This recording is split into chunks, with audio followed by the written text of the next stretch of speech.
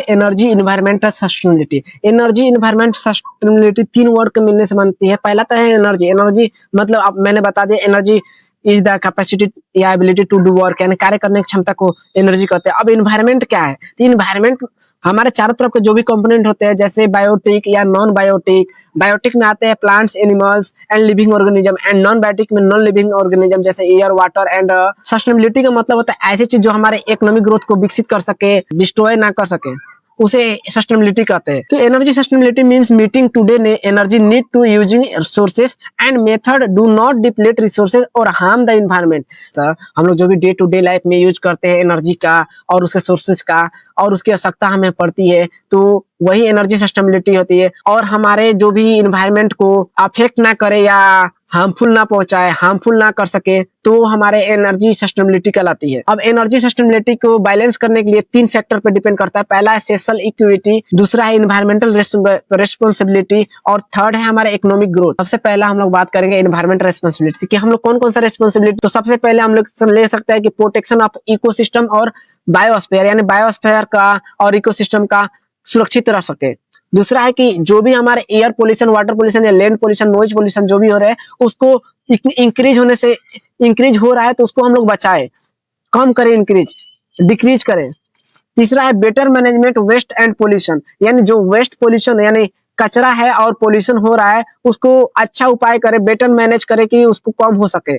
तीसरा है respect protection all species like flora fauna and marine species, और हम लोग सभी जीव जंतु और जितने भी जल में रहने वाले जीव है या स्थल में रहने वाले जीव है, सबका हम लोग क्या करें, प्रोटेक्ट करें और उसका रिस्पेक्ट करें। सबसे पहले हम लोग बात करेंगे इकोनॉमिक ग्रोथ के बारे में। तो इकोनॉमिक ग्रोथ में पहला पॉइंट है अपॉर्चुनिटी फ्रॉम ग्रोथ, यानी सभी लोग को मौका दिया जाए ताकि वो वृद्धि कर सके, विकास कर सके और उनको जॉब मिल सके। फिर उसके बाद नेक्स्ट है इंक्रीज जीडीपी एंड बेनिफिट्स, यानी ग्रॉस डोमेस्टिक प्रोडक्ट है उनकी जीडीपी को बढ़ाया जाए, उनके प्राइजेस को बढ़ाया जाए, और उसका ये होगा कि हमारे कंट्री में प्रॉफिट होगा और हम लोग कंट्री का प्रॉफिट होगा तो सभी लोगों का विकास होते रहेगा और जॉब का चांसेस मिलेंगे। थर्ड है हमारा सिस्टम सस्टेनेबिलिटी और सिक्योरिटी, यानी जो भी हमारे सोर्सेज होते हैं जैसे सोलर एनर्जी, विंड एनर्जी या पेट्रोलियम, नेचुरल गैस जो भी है, उसकी हम लोग लिमिट मात्रा में यूज करें और उस ऐसा यूज करें जिससे वो हमारे पर्यावरण को पोल्यूटेड ना करे। Green job eradication and unemployment, यानी जो भी बेरोजगार लोग हैं रोजगार का प्रबंध किया जाए। अब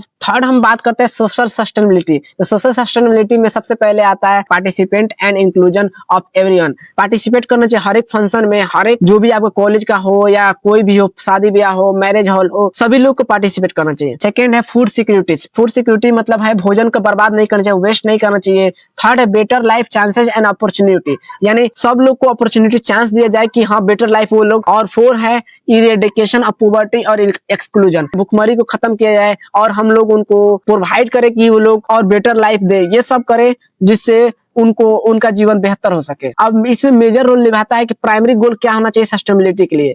तो सबसे पहले हम खत्म करेंगे पॉवर्टी को और जो भी भुखमरी है ये सब को खत्म करेंगे। तो the end of poverty and hunger, better understand of education and health care, hospital है या एजुकेशन सिस्टम है उसको हम लोग बेहतर बनाएंगे। थर्ड है हमारा टू अचीव जेंडर इक्वेलिटी, यानी जेंडर इक्वेलिटी मतलब होता है जाति भेदभाव, जो होता है कि जाति भेदभाव नहीं करना चाहिए। फोर्थ है हमारा इंडस्ट्री इन्वेंशन एंड इंफ्रास्ट्रक्चर, जो भी हमारे कंट्री में इंडस्ट्री है उसको इन्वेंट किया जाए और इंफ्रास्ट्रक्चर को बढ़ाया जाए ताकि बेरोजगारी खत्म हो। Sustainable economy growth will promote job and strong economy, यानी जो भी हम लोग सामाजिक सेवा करते हैं उसके द्वारा सभी लोग को जॉब मिल सके और हमारा जो इकोनॉमी है ओवरऑल हमारे कंट्री के जो इकोनॉमी है वो बढ़ सके। ये रहे आपके कंप्लीट सेकेंड पार्ट। अब थर्ड पार्ट में बात करेंगे renewable, non renewable and conventional and non conventional के बारे में।